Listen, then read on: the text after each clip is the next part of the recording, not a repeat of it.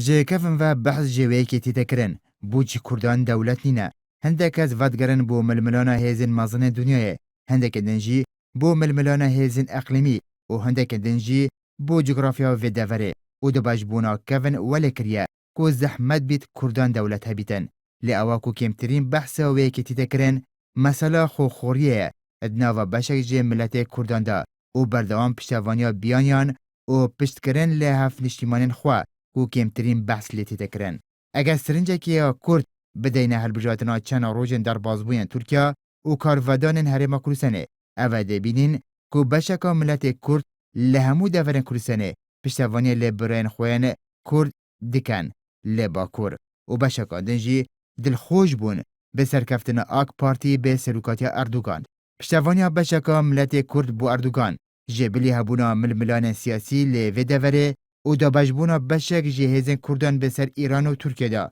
به باریا هندکان صدامه که دن هیا که اوجی مثلا مسلمان بونا اردوگان و آک پارتیه که ولی کریه بشک جه حولاتین کردستانه پشتوانی اوی که بکن او دی جهیزن کردین با کربن به ریوبراتی هدپه بشکا کردن مسلمان لجامان و هیا دویتن پشتوانی لحیزه که دنا مسلمان بکتن لهر جهی که دنیای بیتن تنانت اگر او هزا مسلمان دجی کردان جبیتن آریشانینه و تنانت اگر او هزا مسلمان سیستمی که علمانی جهبیتن و دناف سیستمی ویجی که اولات پریوت بتن دهان نادین شوانه و جهلش فروشی و قمار جهبیتن آریشانینه ترنک او به روکش بیجتن مسلمانم جبر ویکه لجم وی بشا کردان پشتوانی اردوگان زیادتر واجبه که اولی و اخلاقیه وکول پشتوانی کرنا کرد و هدپه اگر تماشای هفت کشن سیاسیین دوره بکین اوه دبینن که بشاگا کردان دوست اردوگان و ترکیه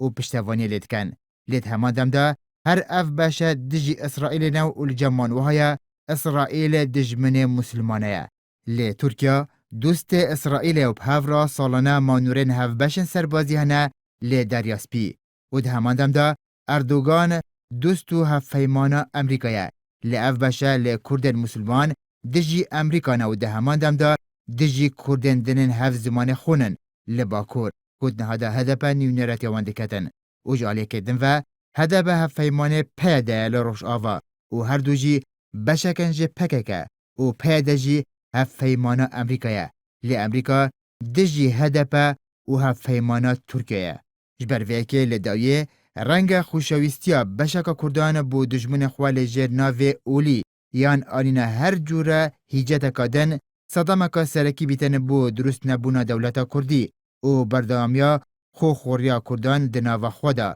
او به مازن کرنا بیانیان برسوکه بویه که کو پسیار اوه کو بو چی هیانها کردان دولت نینه.